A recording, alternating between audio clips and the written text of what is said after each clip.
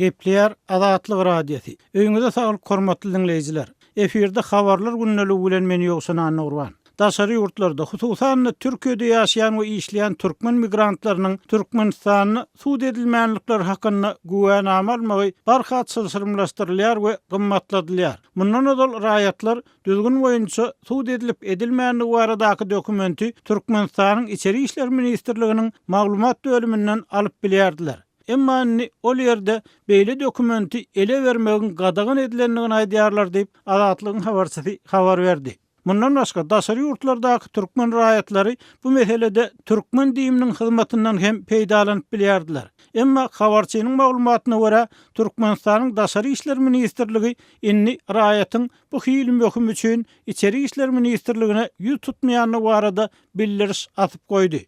Bu habar mart aýynyň ortalaryna Ankarada Türkmenistanyň we Türkiýanyň daşary işler ministrlikleriniň arasynda geçirilen syýasy geňeşmeleriň ýygyanyna gawat gelýär. Türkmenistanyň diýiminiň resmi saýtynda habar berilmegine görä 13 martda Ankarada Türkmenistanyň we Türkiýanyň raýatlarynyň özara gelip gitmek meseleleri hem aýratynlykda ara alınıp maslahatlaşyldy. Bu habardan biraz soň Türkmenistanyň Hronikasynyň ýazmagyna görä Türk polisiýasy 21 martda Istanbulda kanuny esasy işleýän türkmen denanlaryny we erkeklerini saklap, olary öňünden taýinlenen we beýkanuny işler bilen meşgullanýanlyklaryny tasdikleýän dilhatlara gol çekdirmek synansıgyna başlady. Aýdylmagyna görä bu tagarlarlary Türkmenistanyň Türkiýede konsullugynyň işgärleri hem goşulýar we olar Türkiýede işleýän türkmen raýatlarynyň ýurda dolanmak üçin psikologik basyş görkezýärler.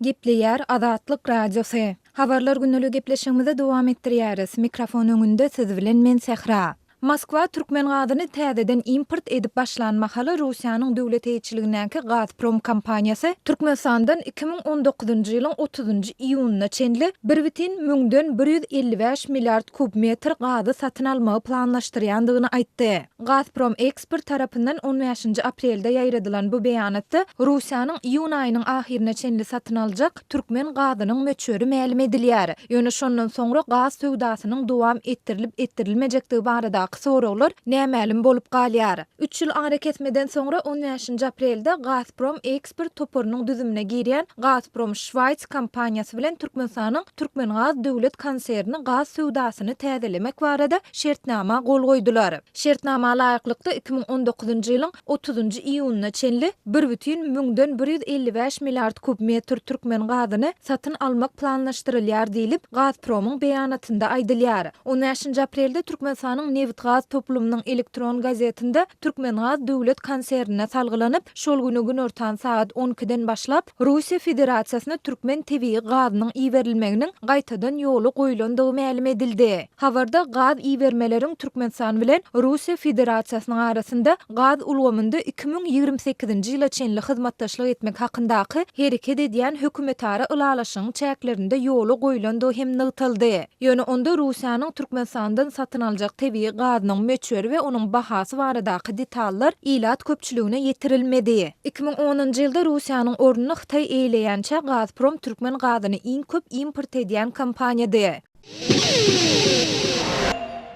Gepleýär Azatlyk radiosi. Siz habarlar gündeligimizi dinleýärsiňiz. Gepleşigi men Gözel Hudaýberdi we dowam etdirýärin.